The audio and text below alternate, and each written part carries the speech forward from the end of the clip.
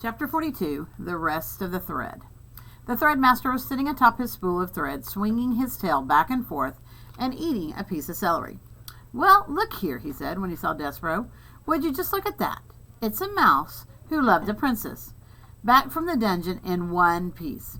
The old threadmaster would say, 'I didn't do my job well. That's because you are still alive. I must have tied the thread incorrectly. But it is not so. And how do I know it is not so? Because the thread is still around your neck." He nodded and took a bite of his celery. "I need the rest of it," said Despereaux. "The rest of what? Your neck?" "The rest of the thread." "Well, I just can't hand over to any old mouse. I just can't hand it over to any old mouse," said the threadmaster. "They say red thread is special, sacred, though I myself, after having spent so much time with it, know it for what it is." "What is it?" said Despereaux.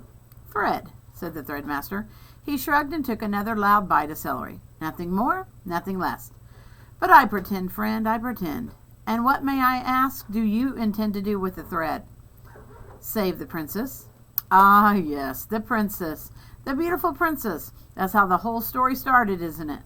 I have to save her. There is no one but me to do it. It seems to be that way with most things. No one to do the really disagreeable jobs except oneself. And how exactly will you use the spool of thread to save a princess? A rat has taken her and hidden her in the dungeon, so I have to go back to the dungeon, and it is full of twists and turns and hidden chambers." "Like a maze," said the threadmaster. "Yes, like a maze. And I have to find my way to her, wherever she is hidden, and then I have to lead her back out again. And the only way to do that is with the thread. Gregory the jailer tied a rope around his ankle so that he would not get lost." As the mouse said this, he shuddered, thinking of Gregory and his broken rope, dying, lost in the darkness. "I," said Despereaux, I will use thread." The threadmaster nodded. I see, he said. He took a meditative bite of celery.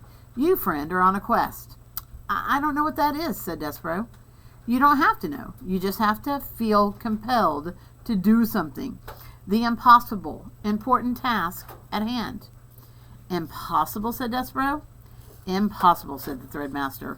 "Important," he said, chewing his celery and staring somewhat past Despereaux, and then suddenly he leaped off his spool. "Who am I to stand in the way of a quest?" he said. "Roll her away." "I can have it?" "Yes, for your quest." Despereaux put his front paws up and touched the spool. He gave it an experimental push forward. "Thank you," he said, looking into the eye of the threadmaster. I don't know your name." "Hovis." "Thank you, Hovis. There's something else, something that belongs with the thread." Hovis went into the corner and came back with a needle. "You can use it for protection." "Like a sword," said Despereaux. "Like a knight would have." "Yes," said Hovis. He gnawed off a length of thread and used it to tie the needle around Despereaux's waist. "Like so." "Thank you, Hovis," said Despereaux. He put his right shoulder against the spool of thread and pushed it forward again. "Wait," said Hovis. He stood up on his hind legs, put his paws on Despereaux's shoulders, and leaned in close to him. Despereaux smelled the sharp, clean scent of celery as the threadmaster bent his head and took hold of the thread around Despereaux's neck in his sharp teeth and pulled on it hard. "There," said Hovis, when the piece of thread broke and dropped to the ground. "Now you're free. You see, you're not going into the dungeon because you have to.